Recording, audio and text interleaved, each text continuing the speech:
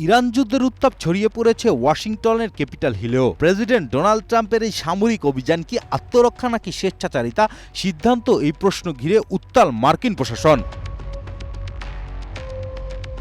ট্রাম্পের যুদ্ধ ঘোষণার ক্ষমতা সীমিত করতে সম্প্রতি মার্কিন সিনেটে একটি প্রস্তাবনা আনা হয়, কিন্তু রিপাবলিকানদের বাধায় তা ভেঙে যায়। বুধবার সিনেটে প্রস্তাবটি বাতিল হয় ৪৭ থেকে ৫২ ভোটে। এই ফলাফল এতটাই স্পষ্ট যে ইরানে ট্রাম্পের সামরিক অভিযানের সিদ্ধান্তে রিপাবলিকানদের শতভাগ সায় আছে। এরকমই আরেকটি প্রস্তাব স্থায়ী সময় বৃহস্পতিবার প্রতিনিধি পরিষদে তোলার কথা রয়েছে, তবে সেখানে এটি পাশ হওয়ার সম্ভাবনা কম।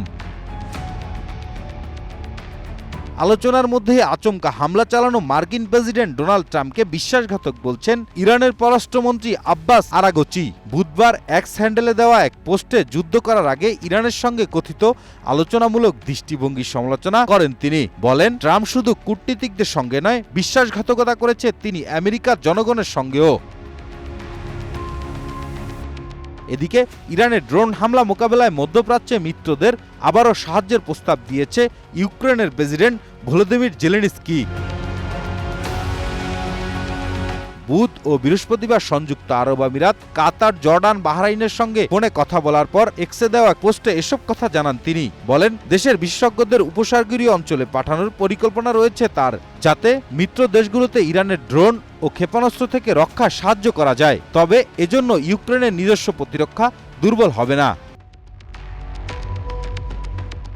এদিকে যুদ্ধ দীর্ঘায়িত হলে এবং হরমুজ প্রণালী দিয়ে সরবরাহ অর্ধেক বন্ধ থাকে, তবে জ্বালানি তেলের বাজার অবিশ্বাস্য স্থির হয়ে যাবে।